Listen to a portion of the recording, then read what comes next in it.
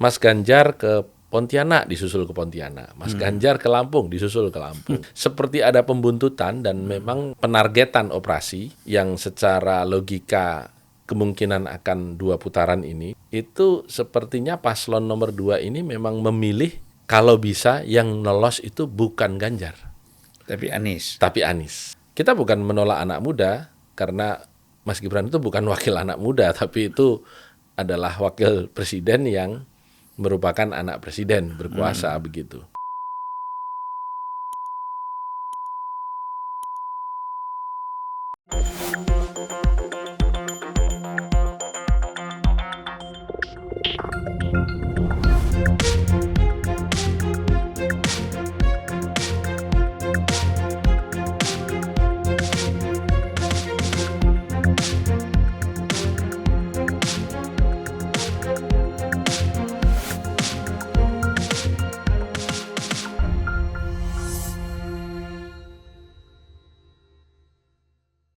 Bismillahirrahmanirrahim. Assalamualaikum warahmatullahi wabarakatuh. Waalaikumsalam. Salam sejahtera buat kita semua. Selamat hadir lagi di Unpacking Indonesia, Gus Rom. Yang ketiga nih Bang ya. Yang ketiga. Yang ketiga tapi videonya ada 15 ya. Jadi 3 kali 5, 15 video yang sudah kita kita tayangkan di YouTube.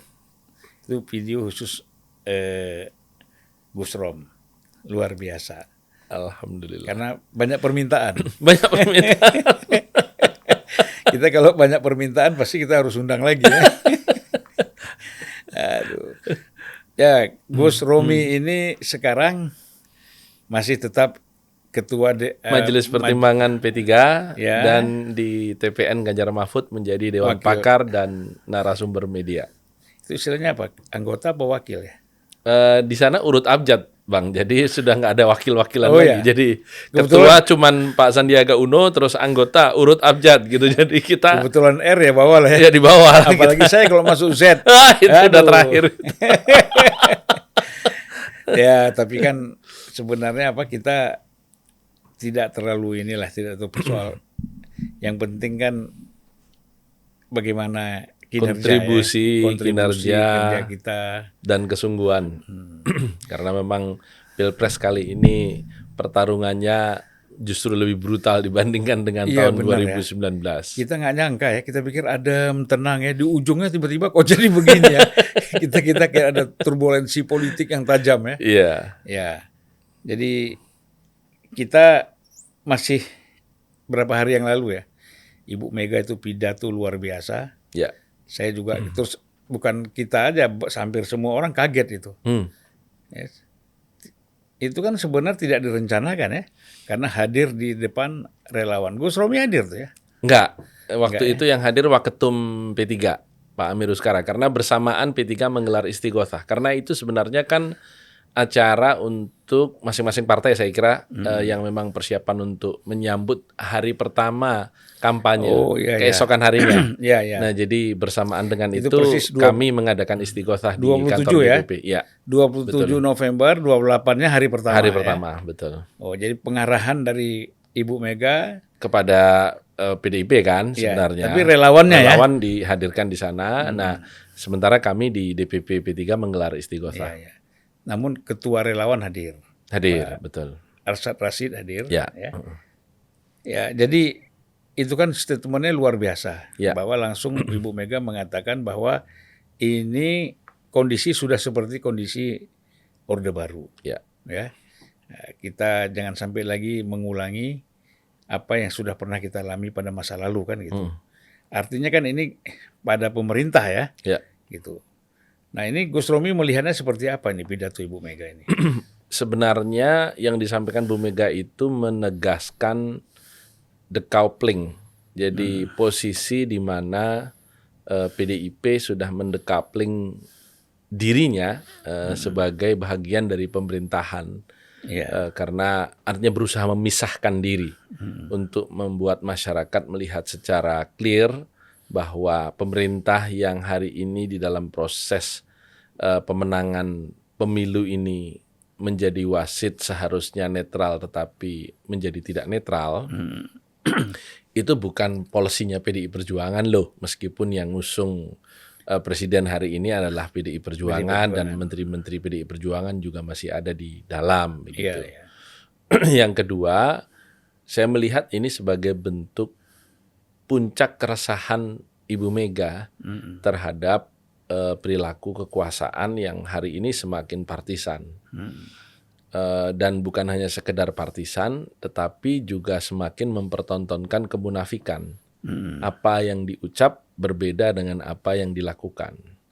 Jadi yang disampaikan netral, nggak akan ada upaya untuk mengerahkan state aparatus. Kenyataannya di lapangan, media Tempo beberapa hari yang lalu juga sudah mengungkapkan bagaimana para pejabat kepala daerah yang jumlahnya sudah 197 ini dan akan terus bertambah menjelang pemilu besok itu mendapat dalam tanda petik arahan. Belum kepala-kepala daerah incumbent. Kemarin Bang Zulfan saya mendapat laporan dari salah satu daerah di Jawa Timur. Yang satu kepala daerah ini dari PDI Perjuangan, yang satu memiliki latar belakang birokrasi, yang semula tentu karena PDI Perjuangan mengusung Ganjar Mahfud, ya tentu dia memenangkan Ganjar Mahfud. Tetapi karena sesuatu dan lain hal itu pada umumnya adalah persoalan hukum. Dia diingatkan oleh aparat penegak hukum untuk tidak memenangkan Ganjar dan Mahfud. Akhirnya kemudian yang semula sudah all out balik kanan, menjadi diam. Dan saya juga mendapat laporan dari caleg P3 yang sudah pasang billboard di daerah yang sama 2 bulan dengan gambar Ganjar Mahfud dan lambang P3. Bulan ketiga pemilik baliho mengatakan atau pemilik billboard mengatakan ini tidak bisa dilanjutkan. Kenapa? Ya pokoknya nggak bisa dilanjutkan. Ternyata keesokan harinya berubah menjadi Prabowo Gibran. Jadi hal-hal seperti ini terjadi dan ini yang kita khawatirkan bukan akan mengendur, justru akan mengencang. Kita tahu persis di daerah-daerah remote yang akan melakukan pengawalan kotak suara itu Babin Kamtipmas dan Babinsa. Cuman 2 saja. Aparat terjauh kepolisian dan aparat terjauh TNI. Dan hari ini semua aparatus TNI Polri adalah all the president's men. Pak Listio Sigit adalah Kapolres pada saat Pak Jokowi menjadi wali kota Solo.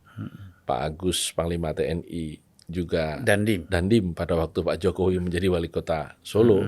Dan Pak Maruli adalah menantu dari Pak Luhut yang bisa dikatakan tangan kanan Pak Jokowi karena pejabat pemerintah yang paling banyak jabatannya dan paling banyak dipercaya Pak Jokowi menangani banyak urusan. Ya tapi kalau Pak Maruli ya, ketika dia 2 hari setelah dilantik, kemudian dia keluarkan statement bahwa TNI akan netral, kan dia bilang begitu, tidak ikut campur soal politik ini. Saya telepon. Sejauh mana seriusnya bahwa TNI itu akan netral? Ya jawaban dia, ya kita ikut konstitusi aja. Selama konstitusional ya kita netral. Kalau tidak konstitusional ya pasti kita masuk. Dia bilang begitu. Problemnya Bang, seperti penyelenggara pemilu, KPU sudah kelihatan masuk anginnya. Misalnya bukannya yang dari paling dulu juga masuk angin juga. Itulah artinya ketika kita melihat fenomena terakhir, misalnya mereka melakukan perubahan format debat, dan itu mengingkari peraturan KPU yang mereka susun sendiri. Itu kan sebenarnya sudah menunjukkan nuansa partisanship-nya, karena kita tahu persis bahwa Mas Gibran oleh banyak orang diragukan kemampuannya untuk berdebat karena memang kita tahu persis pengalaman 2 tahun memimpin kota Solo yang hanya 5 kecamatan sangatlah tidak memadai untuk memimpin republik yang terdiri dari hampir 7.000 kecamatan ini. Ini kuat dugaan memang kemudian perubahan KPU itu karena ada nuansa kepentingan paslon nomor 2. Kemudian kita lihat misalnya kemarin di Car Free Day, Mas Gibran juga ikut melakukan Car Free Day, kemudian bagi-bagi susu, terus kemudian menyatakan bahwa ini bukan kampanye karena tidak ada ajakan. Dan Bawaslu misalnya di salah satu acara yang diadakan semula mau diadakan di lembaga pendidikan, kemudian digeser ke pemakaman ketika hari pertama kampanye tanggal 28 November lalu, dan juga sudah diberitakan di media banyak, itu juga pembagian makanan gratis, tapi kemudian ada spanduk yang gambarnya adalah bentuk artificial intelligence dari Prabowo dan Gibran, dan oleh Bawaslu diawasi tidak ditemukan unsur ajakan. Jadi terlalu banyak hal-hal unsur ajakan itu seperti apa? Terlalu banyak permakluman yang hari ini dilakukan oleh aparat penyelenggara pemilu itu sendiri, yang kemudian menjadikan kita semakin ragu bahwa pemilu ini akan berjalan netral. Sebenarnya keraguan ini bukan merupakan hal yang selalu diserang oleh paslon lain, terutama paslon nomor 2. Para pendukungnya mengatakan itu kan baperannya paslon nomor 3. Bukan. Keraguan kita ini karena Pilpres ini diawali dengan pelanggaran etika berat, kalau istilah MKMK, terhadap proses pelolosan Gibran. Kita bukan menolak anak muda, karena Mas Gibran itu bukan wakil anak muda, tapi itu adalah wakil presiden yang merupakan anak presiden berkuasa begitu.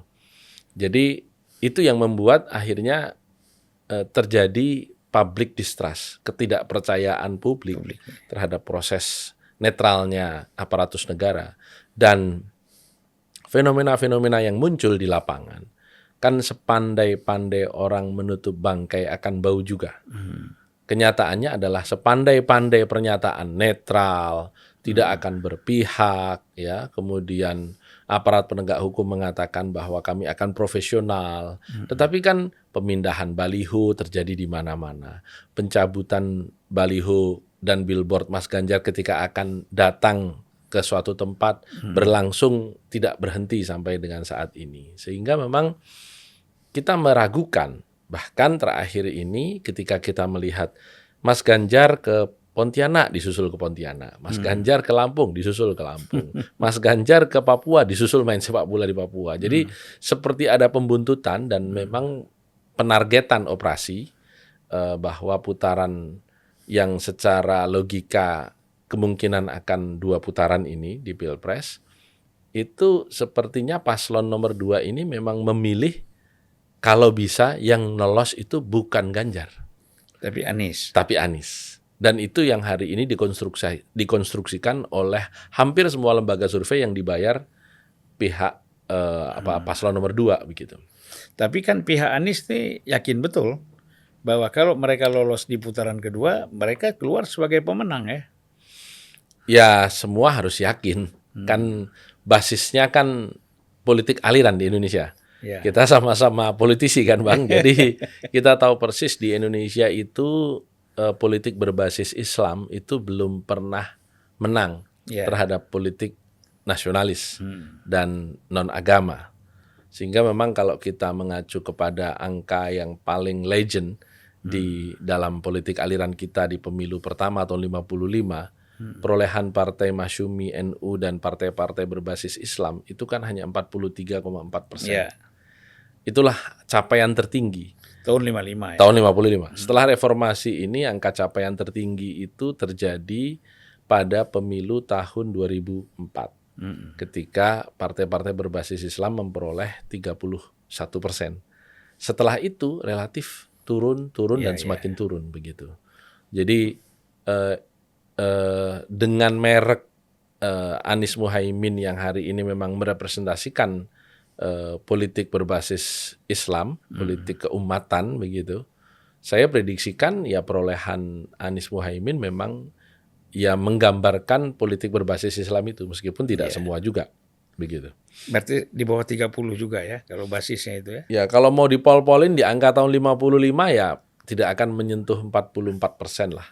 Iya, tapi kan 45 itu kan NU-nya kompak semua. Iya itu dia, makanya saya katakan makanya kalau mau dimaksimalkan angkanya, itulah angka yang paling bisa dipertanggungjawabkan secara historis. Kalau sekarang kan NU-nya udah terpecah-pecah. Itu dia makanya. Golkar juga, PDI ada juga sebagian Iya, betul. Makanya menjadi tidak bisa kemudian kita yakini angka 44 itu akan mudah tercapai kan? Begitu. Tapi kalau menarik ya kalau kita bicara pergeseran politik ya.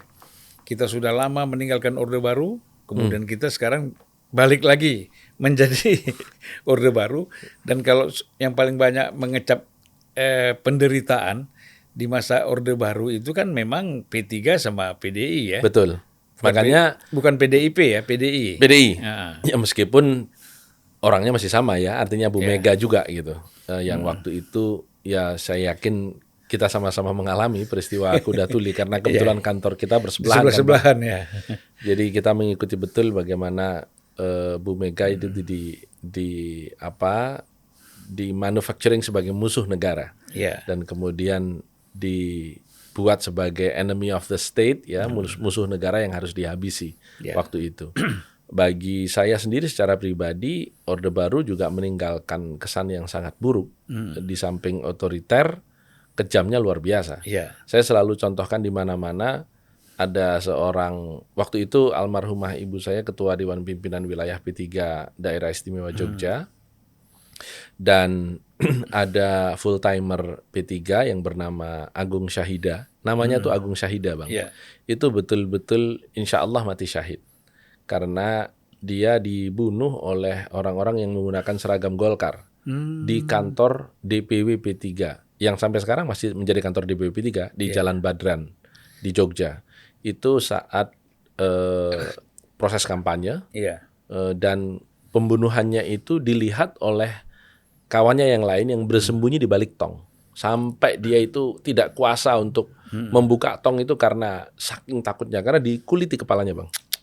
Jadi kepalanya dibelah begitu, dia full timer berusaha untuk melompat dari dinding belakang dan kepegang sama orang-orang yang menggunakan seragam banom-banomnya Golkar pada waktu itu. Dan tidak ada proses hukum. Tidak ada proses hukum. Itu satu. Saya sendiri dan saya waktu itu mendampingi ibu saya untuk menyelenggarakan jenazahnya. Jadi tahu persis, kita ke kamar mayat, kemudian melihat bagaimana ini terbelah begitu ya. Masih kecil, saya masih kelas 1 SD. Tahun 82. Kemudian tahun 87 saya baru kelas 6 SD. Saya mengalami juga sendiri bagaimana rumah saya diserang oleh orang-orang yang menggunakan seragam Golkar. Semua kaca-kaca di rumah dipecahi gitu ya. Kemudian saya sedang berdiri di depan mobil itu ditabrak pakai wilis begitu sedemikian rupa sehingga saya terpelanting begitu. Jadi memang sangat membekas, sangat membekas, dan itu yang diserukan oleh Ibu Mega. Hanya kan pengalaman traumatik ini kan tidak dipahami bagaimana traumanya dan kisah secara penuhnya oleh generasi Y dan generasi Z. Karena mereka yang lahir di tahun 90-an sudah tidak merasakan bagaimana otoriternya Pak Harto gitu ya, dan rezimnya pada waktu itu. Saya pribadi juga, orang tua pada waktu itu almarhum ayah saya juga mengalami bagaimana karena menolak sebuah kenikmatan, menolak tawaran menjadi duta besar waktu itu. Karena disertasi almarhum ayah saya yang mempertanyakan tentang upaya mendemokrasi Pancasilakan negara kita waktu itu yang tidak sesuai dengan Undang-Undang Dasar, sehingga menjadi dubes pada waktu itu kan seperti dibuang begitu. Nah, karena menolak, itu bagaimana rumah kita setiap saat diamati oleh intel yang nongkrong dalam bentuk tukang becak yang nggak pernah pergi dari tempatnya begitu ya. Jadi itu yang saya kira dicoba diingatkan. Yang menetap biasa tukang rokok ya. Tukang rokok gitu. Jadi memang pengalaman ini kalau diceritakan mungkin buat Gen Y, Gen Z apa sih ya kira-kira ya gitu. Karena mereka nggak merasakan itu. Mereka hari ini usianya kan 30 tahun, ya 20 tahun. Jadi dengan kita-kita yang pada waktu kecil merasakan bagaimana tekanan itu terjadi, bagaimana kekuatan-kekuatan anti-Islam pada waktu itu dengan mengatasnamakan rezim Orde Baru itu menginjak-injak masuk ke masjid di kompleks saya di Masjid Sudirman itu, di Kompleks Kolombo di Jogja, yang itu betul-betul menginjak-injak nilai-nilai Islam pada saat itu. Iya. Nah, jadi hal-hal seperti ini nggak ditangkap karena hari ini masyarakat Indonesia itu kan cepat pelupa. Ya, jadi kita itu tuh mudah memaafkan dan mudah lupa. Iya. Sehingga memang ini yang harus kita remind lagi, harus kita ingatkan kembali. Harusnya kan mudah memaafkan tapi jangan mudah lupa ya. Iya, itu dia. Kami memaafkan tapi kami tidak lupa gitu. Saya kalau ingat-ingat begitu cerita-cerita seperti itu ya, kita ingat kasus yang dialami oleh almarhum Pak Subhan ZE. Iya, betul. Itu kan sadis banget kalau menurut saya. Saya tahun 80 itu pergi ke Mekah. Harus jelaskan dulu Bang, Subhan ZE ini siapa gitu. Ya, Subhan ZE ini kan tokoh NU. Ketua umum, pengurus besar Nahdlatul Ulama. Yang ketika itu beliau luar biasa ya, diterima oleh seluruh kekuatan Islam di Indonesia. Betul. Termasuk Muhammadiyah. Betul. Ya, karena dia dekat sekali dengan tokoh-tokoh Muhammadiyah. Iya. Ketika itu ada kekhawatiran dia akan mencalonkan diri jadi presiden kan? Iya. Nah, makanya waktu dia pergi haji dihabisi. Itu mobilnya terbalik tuh, CJ7-nya tuh terbalik antara jalan Jeddah ke Madinah. Saya hafal betul tikungannya itu. Memang tikungannya tajam. Ya sengaja lah. Kalau masa orang mati di tikungan di jalan lurus ya kan, terbalik kan. Iya. Memang dicari tikungan tajam supaya ada alasan ini karena meninggal karena kecelakaan. Normal, padahal kan tidak normal. Ya. Pada waktu itu almarhum Pak Subhan salah satu pengganyang Orde Lama. Ya. Dan sangat populer gitu di era awal Orde Baru. Dan populer sekali. Ya, betul. Hampir setiap hari itu dulu majalah Express ya. Ada majalah, mungkin belum lahir. Belum. Belum ada Tempo waktu itu. Jadi majalah Express, ada beberapa majalah-majalah yang pada masa awal-awal pada masa itu ya. Itu memuat, itu cover story-nya sering sekali. Saya waktu itu mungkin masih sudah SMP ya. Iya. Sudah SMP, jadi sudah mulai baca-baca majalah. Jadi kalau bapak saya beli majalah, saya ikut baca. Gitu. Jadi itulah yang kita lihat ya, hal-hal kekejaman Orde Baru kepada kehidupan tokoh-tokoh politik kita pada masa lalu. Betul. Nah itu kan yang dikhawatirkan jangan terulang lagi ya. Iya. Bahwa kompetisi politik ini, ya, kontestasinya jangan sampai terulang lagi dengan menggunakan cara-cara yang seperti itu. Yeah. Itu kan yang harus dihindari ya. Nah sekarang kan sekarang tidak lagi kejam Bang dalam konteks penggunaan kebengisan politik untuk melakukan penekanan fisik, tidak. Ya, sekarang ini semacam stick and carrot. Ya, bisa dikatakan ada hadiah, reward, dan punishment begitu, ada hukuman. Jadi dikasih rewardnya itu yang paling gampang untuk masyarakat menengah ke bawah, ya dilakukanlah upaya masifikasi bantuan sosial. Bantuan langsung tunai dibesarkan jumlahnya, diperpanjang masanya. Ya, kalau zaman Pak SBY dulu menjelang 2009 hanya 3 bulan saja, ini kemudian BLT ya. Ya, judulnya BLT ya, dan hanya tunai saja. Sekarang sudah bervariasi, sudah berkembang itu, sudah menjadi bantuan langsung tunai, kemudian bantuan pangan non tunai, 10 kg beras, ditambah lagi rice cooker, ada lagi 5 rice cooker itu 500.000 loh Bang, eksemplar ya, 500.000 piece dibagikan kelas upper lowest, jadi yang paling bawah tapi agak naik sedikit lah. Di atasnya lagi bantuan pangan non tunai. Di atasnya lagi ada rice cooker.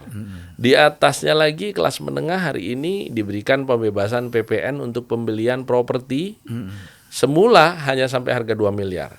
Beberapa waktu lalu direvisi sampai dengan harga 5 miliar. Jadi kelas menengah pun dalam tanda petik itu disogok begitu dengan kebijakan. Ya, itu kan ibarat begini, Gus. Saya pernah baca satu cerita ya.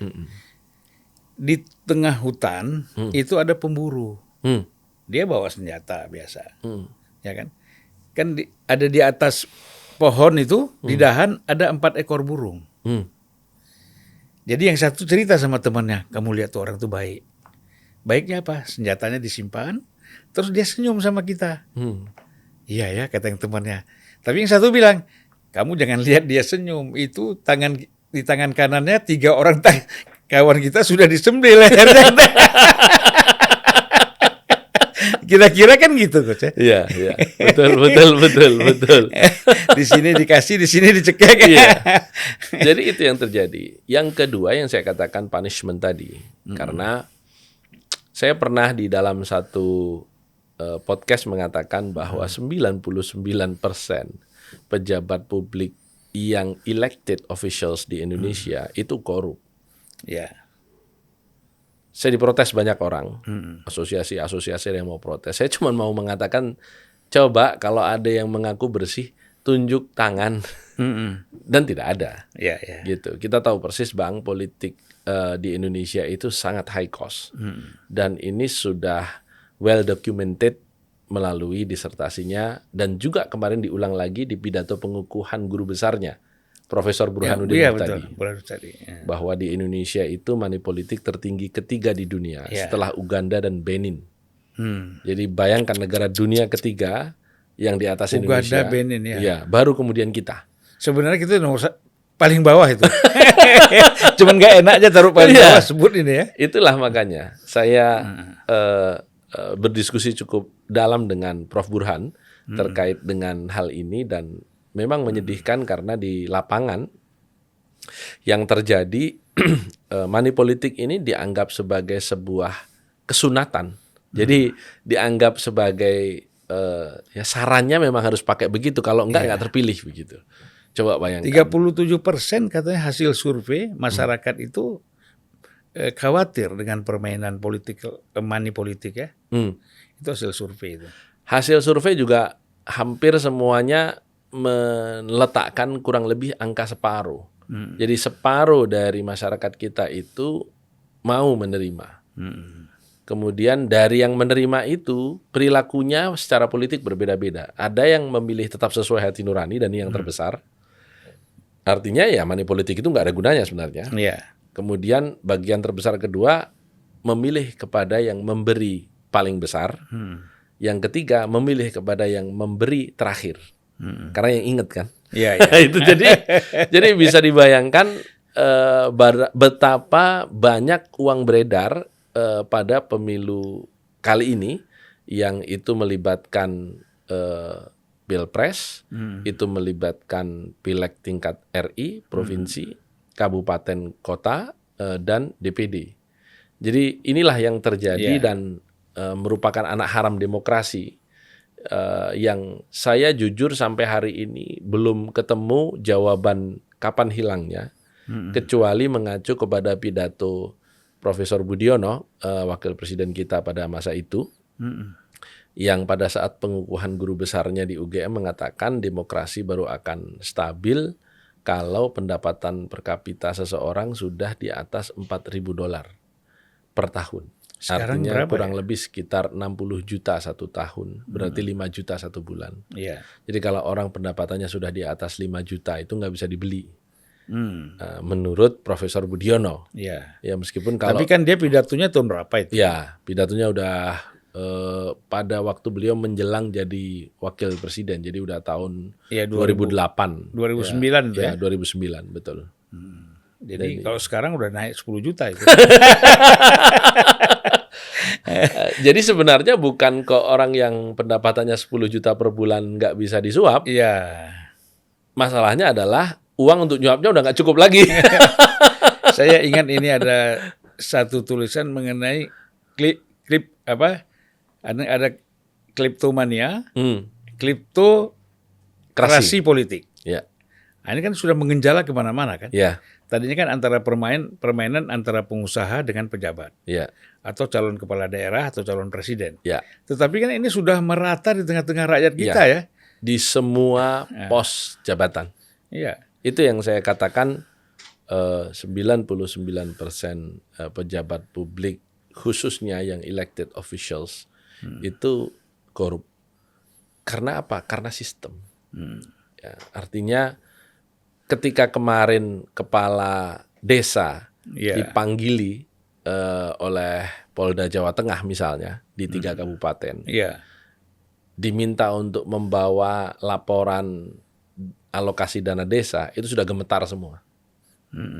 Gemetar itu tentu karena pasti ada salahnya, gitu. Bukan karena kosong-kosong saja kan. iya, Nah, bayangkan kalau mereka saja sudah gemetar, 72.000 kepala desa itu. Iya. Dan hari ini saya kira Sukamiskin banyak juga dihuni oleh kepala-kepala desa yang kena persoalan karena alokasi dana ya desa katanya yang berapa persen itu ya? kurang lebih 1,5 miliar per tahun itu.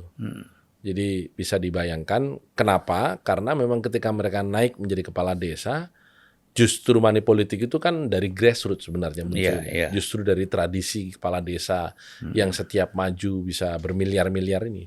Bayangkan Bang, di salah satu desa di Kabupaten Sleman, daerah istimewa Jogja, maju menjadi kepala desa itu bisa habis 8 miliar. Sama dengan caleg anggota DPR. Luar biasa ya. Itu yang terjadi. Billboardnya nggak kalah gede. Dan itu sudah pasti dia harus berpikir bagaimana Mengembalikan. Yang itu sudah pasti tidak akan cukup dari Ya. tanah bengkok yang hasil panennya sudah bisa kita prediksikan cuman Iya. hitungannya puluhan ratusan juta. Sehingga memang ini masalah mendasar bangsa ini ke depan soal pembiayaan politik. Dan saya sudah beberapa kali menyerukan kepada teman-teman media, tolong dong angkat ini. Kalau mau membereskan bangsa ini, salah satu yang pertama dari sini. Karena akhirnya uang-uang yang selama ini tidak jelas asal juntrungannya itu ya dipakai untuk pembiayaan politik ini yang begitu tinggi. Iya. Contoh misalnya juga yang paling hari ini akan kita hadapi, menjadi calon presiden dan wakil presiden, 831.000 TPS. Orang itu disebut relawan tidak berarti tidak digaji sama sekali. Ada honornya, tapi tidak maksimal. Katakanlah misalnya untuk menjadi saksi hari ini 200.000 dibutuhkan. Maka pasangan capres dan cawapres harus merogoh kocek 162 miliar hanya untuk saksi saja. Belum untuk atribut APK. Atribut APK, bayar sana, bayar sini, saya kira lebih lah. Makanya kan memerlukan biaya di atas 5 triliun satu capres ya. Saya kira itu sebagian angka yang cukup rasional gitu ya, antara 1 sampai 5 triliun untuk maju capres cawapres. Ya kalau satu underdog lah udah pasti. Ya, kira-kira begitu. Agak susah itu kalau 1 triliun jadi presiden ya. Ya, agak susah itu tidak berarti tidak bisa juga bisa. Begitu kalau kemudian ada energi publik yang katakanlah misalnya kebencian terhadap rezim sedemikian rupa begitu ya, sehingga memunculkan pemimpin alternatif. Tapi Begitu. apa sudah sampai ke situ pikiran rakyat kita? Mengingat tadi kan bagaimana desa ini sudah rusak dengan sistem yang kita bangun ya, sehingga ya mereka ini kan tidak salah, tapi kan mereka memang digiring atau memang dikondisikan untuk menerima ya kan apa yang dihadiahkan oleh apakah calon ya, itu kan nanti mewakili, pasti kan desa ini kan ada orang-orang yang mewakili kepentingan pusat kan gitu. Iya, artinya proses manipolitikisasi yang terjadi di dalam pilkades itu kemudian terlembaga dengan angka yang lebih besar, dengan jumlah yang lebih masif, baik angka maupun pelakunya itu pada pileg. Dan inilah yang kita hadapi semakin kemari. Alhamdulillah saya masih sempat mengalami pemilu yang tanpa money politik terpilih begitu Bang. Tetapi belakangan semakin kemari saya mendapat konfirmasi dari caleg-caleg kami dari P3 bahwa yang menghancurkan kita semua politik uang, Gus. Karena setiap kita meminta dukungan, imbal baliknya apa? Gitu. Itu udah pasti ya. Dan masyarakat sudah tidak bisa lagi diajak bicara visi dan misi. Yang mereka tanya hanya gizi. Jadi ini yang selalu banyak saya dengar keluhannya. Bahkan tadi ketika saya rapat di TPN dan mendengarkan salah satu organ relawan menyampaikan laporan dari Lampung. Jadi ini menyedihkan karena demokrasi kita yang 5 tahun ini seharusnya memilih pemimpin berbasis kualitas, sekarang itu ukurannya isi tas, gitu. Jadi ini problem. Harusnya kan kita berbicara kapasitas, kita berbicara popularitas, kita berbicara kualitas, elektabilitas dan elektabilitas. Tapi ternyata ada tas yang kelima, yaitu isi tas tadi. Isi tas. Dan itu yang paling berat. Itu yang paling berat. Ini sangat menyedihkan dan saya juga sedih hari ini dipakai gaya berkampanye salah satu paslon yang membagi susu, membawa makanan dalam jumlah yang sangat masif ribuan, serentak seluruh Indonesia. Lah kalau kemudian memang menjadi capres dan cawapres itu harus bawa program makanan tambahan, ya lebih baik pabrikan-pabrikan makanan minuman aja yang jadi capres dan cawapres, owner aja yang maju kan, owner Indofood gitu, owner Unilever gitu aja yang maju sekalian. Mereka udah punya pabriknya kan, tinggal dibagi. Sebenarnya kan begini, kalau kita mau bicara menang, itu kan siapapun boleh. Tetapi kan kalau kita bicara soal memilih seorang pemimpin nasional, itu dasar kita kan visi dulu. Misi dia apa, program dia apa, kan gitu. Betul. Sampai menemukan satu solusi ini yang harus dia lakukan, kan gitu. Bukan hal-hal yang sifatnya karitatif, praktis gitu kan. Jadi ini sebenarnya bisa juga dianggap sebagai pembodohan juga ini. Oh, ini betul-betul pembodohan massal yang kemudian dijadikan sebagai cara pemenangan pemilu, dan ini menyedihkan karena kalau kemudian apa program Bapak untuk melakukan pengentasan kemiskinan? Ya ini konkret kami kasih makanan, begitu. Apa program Bapak untuk mengatasi stunting? Ini konkret kami kasih susu. Bisa dibayangkan Bang, setiap masyarakat kemudian disuguhi solusi-solusi yang karitatif, yang buatan seperti ini, itu tidak akan mungkin terpresentasikan ke dalam program dan diakomodasi sepenuhnya dengan kemampuan anggaran negara. Gitu. Kan harus ada upaya-upaya sistematis yang memang disampaikan melalui visi dan misi, dan itu bukan main-main visi dan misi capres-cawapres ini, karena ketika dia terpilih itu akan menjadi RPJM. Akan menjadi rencana pembangunan jangka menengah. Jadi ini bukan kaleng-kaleng visi dan misi capres-cawapres ini. Kalau visi dan misi caleg boleh jadi itu masih dalam tanda petik kaleng-kaleng gitu ya. Karena ketika dia terpilih duduk, dia hanya memegang sangat kecil kekuasaannya, sebahagian kecil bukan kekuasaan. Eksekutor. Yang kedua bukan eksekutor begitu. Paling yang bisa dia lakukan, saya akan memperjuangkan perda untuk begini, di nanti APBD-nya tertuang sekian, kira-kira begitu. Itu pun sedikit. Paling tinggi bangun pasar rakyat lah. Artinya kalau kita berbicara Jasmas hari ini jaring aspirasi masyarakat hari ini, APBD kabupaten rata-rata satu anggota DPR kabupaten pegang paling 500 juta, 750 juta satu tahun begitu. Sangat kecil untuk mencukupi kebutuhan konstituennya saja, kurang begitu. Apalagi di luar konstituennya begitu. Tetapi kalau capres dan cawapres itu yang mengendalikan 3.300 triliun kalau APBN 2024 besok. Yang mengendalikan izin-izin, lisensi-lisensi, impor, ekspor.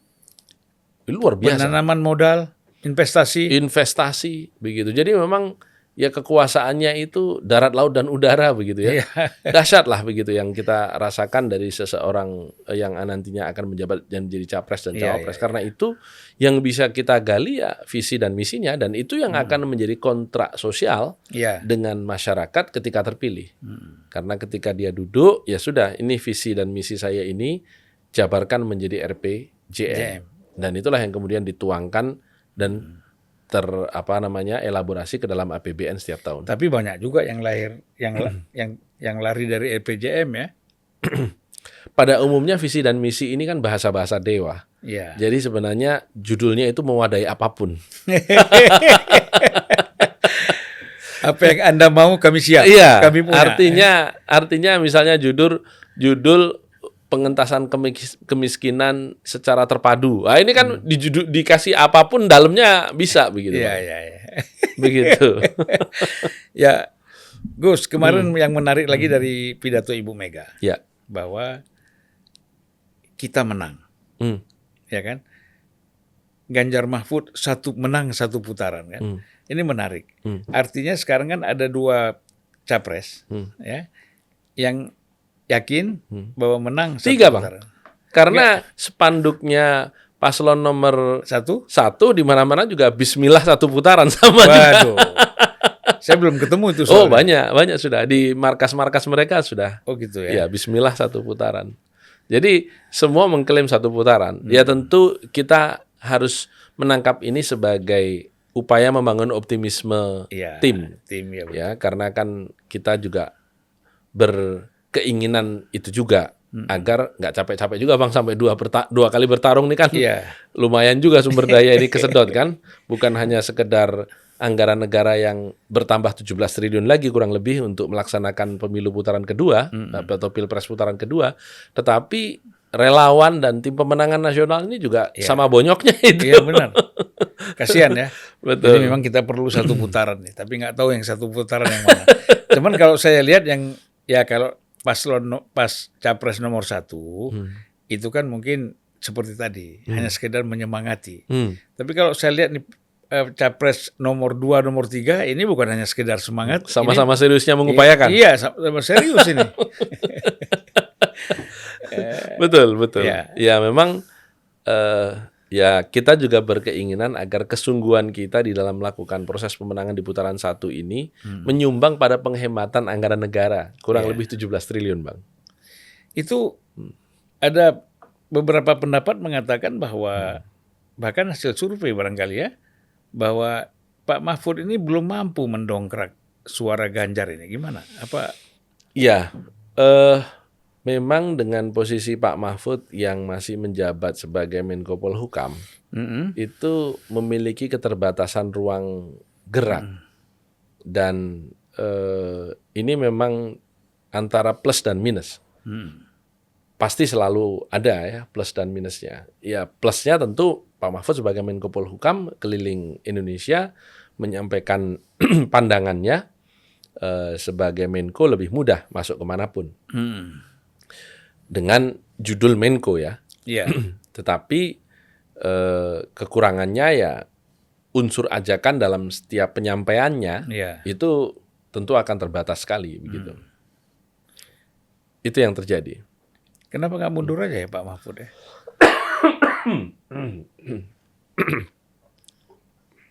Sorry Bang. Iya. Begitu bilang mundur batuk.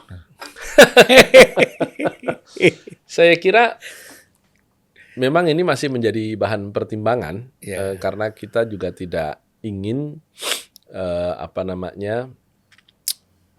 mundurnya Pak Mahfud ini kemudian membangun kesan oposan kepada kekuasaan. Karena Presiden sudah pagi-pagi mendeklar memberikan keleluasaan kepada para pejabat atau menterinya yang maju menjadi kontestan. Dan tidak perlu mundur kan? Dan itulah yang makanya saya katakan karena Presiden sudah pagi-pagi mendeklarasikan itu. Jadi ini yang kemudian ditangkap, Presiden memang tidak ingin ada satu anggota kabinetnya yang mundur juga. Nah, yang kedua tentu menjadi bahan evaluasi kita soal Pak Mahfud ini karena asumsi awal ketika meletakkan Pak Mahfud sebagai calon wakil presiden Mas Ganjar kan kita akan mendapatkan segmen religius yang memang diwakili sosoknya oleh Pak Mahfud. Jadi warna hijau Pak Mahfud yang sering kali dikenakan dalam banyak kesempatan itu kan bukan hanya sekedar hijaunya P3 tapi hijaunya umat. Nah ini yang di lapangan memang harus lebih dielaborasi lagi. Kita butuh lebih banyak juru bicara yang berupa tokoh-tokoh umat yang perlu menyampaikan ini ke masyarakat. Tapi Karena kan memang last minute keputusan soal Pak Mahfud itu. Artinya bukan tokoh yang diduga dari awal begitu. Iya, ya.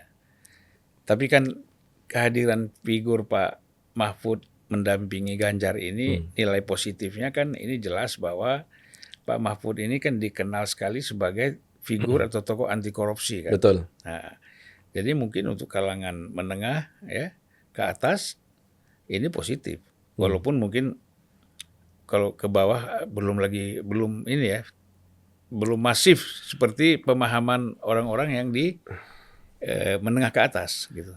Problemnya di Indonesia dengan kebiasaan pungli yang terjadi di hampir semua lini, kemudian masyarakat kita juga sudah terbiasa dengan money politik yang itu malah terlembagakan dengan pilkades. Itu korupsi itu bukan merupakan isu sentral pasangan. Bisa dicek itu di semua survei bahwa yang dikeluhkan oleh masyarakat yang paling utama itu adalah harga-harga kebutuhan pokok. Ya. Artinya ketersediaan bahan kebutuhan pokok, kemudian ketersediaan saprotan karena mayoritas masyarakat kita masyarakat agraris, terutama pupuk, itu menempati ranking-ranking tertinggi. Korupsi itu ranking yang kesekian. Sehingga korupsi itu bukan isu elektoral. Iya. Itu problemnya. Jadi kita meletakkan sosok Pak Mahfud yang memang membangun narasi bersih, kemudian membangun citra kekuatan Ganjar Mahfud sebagai figur yang paling berpengalaman dibandingkan dengan semua pasangan yang lain, dan paripurna karena pernah ada di eksekutif, pernah ada di legislatif, pernah ada di yudikatif begitu ya. Jadi semua kamar kekuasaan sudah dijajal oleh Prof. Mahfud. Tetapi warna anti korupsinya ini ternyata bukan merupakan isu elektoral yang utama. Tetap dia merupakan penarik, tetapi bukan isu elektoral yang utama. Jadi isu elektoral yang utama itu adalah pasangan yang bisa menghadirkan kesejahteraan untuk masyarakat yang hari ini di bawah pemerintahan Pak Jokowi beberapa bulan terakhir ini ekonomi memburuk. Makronya saja yang bagus, tetapi kalau kita cek dan tidak perlu repot kita ngecek. Sektor realnya ya. Sektor real, para pengusaha catering, UKM, semuanya menangis sekarang ini. Tidak ada kecuali. Yang penarik Gojek makin banyak. Penarik Gojek semakin Grab banyak. makin banyak. Betul. Ya. Tinggal kita menunggu berapa minusnya GoTo nanti di laporan akhir tahun. Iya. Karena kan mereka harus memberikan subsidi kan kepada pengemudinya begitu. Gus Rom, ini satu hal lagi ya yang masih hot juga ini, aktual di tengah-tengah dunia politik kita. Itu kan tadi persoalan debat ini. Ya. Ya. Ada perubahan-perubahan. Ya. Persoalan debat capres-cawapres. Ya. Peraturan, artinya menurut aturan KPU yang masih berlaku, PKPU mengatakan 5 kali debat, karena ini diturunkan dari undang-undang, di mana debat itu 1 pasangan, 2 capres, 2 cawapres. Tetapi di dalam pertemuan hari Rabu yang lalu, ada usulan untuk semua pasangan itu hadir dalam semua debat. Artinya kelima-limanya itu capres-cawapres hadir semua. 6. Lima-limanya, 5 kali debat. Oh 5 kali debat itu 6 capres, 6 pasangan, 3 pasangan. 3 pasang ini datang semua gitu. Ya. Artinya tidak ada sesi khusus wapres dengan wapres. Jadi sesinya tuh semuanya capres-cawapres pokoknya campur terus. Campur gitu. ya. Nah, tentu dari kami pasangan Ganjar Mahfud menyampaikan keberatan dan pada waktu rapat Rabu lalu juga sudah kita sampaikan kembali saja kepada peraturan. Ngapain sih mau dibikin berbeda? Waktu itu KPU memang menyampaikan kalau ya tentu yang fair temanya lebih banyak diberikan kepada capres. Masa capres dengan cawapres sama-sama 2 kali. Iya. Harusnya kalaupun iya capres 1 kali lah gitu. Lah tapi kan kita mengatakan lah PKPU Anda kan begitu. Kalau mau lakukan perubahan ya jangan PKPU-nya masih berlaku kemudian Anda tabrak. Maka kita menyampaikan protes secara resmi pada saat pertemuan itu, apalagi kemudian diklaim oleh Ketua KPU bahwa ini sudah merupakan kesepakatan. Nggak ada kesepakatan tentang format debat. Yang sudah disepakati itu baru tema, satu. Yang kedua, waktu. Gitu.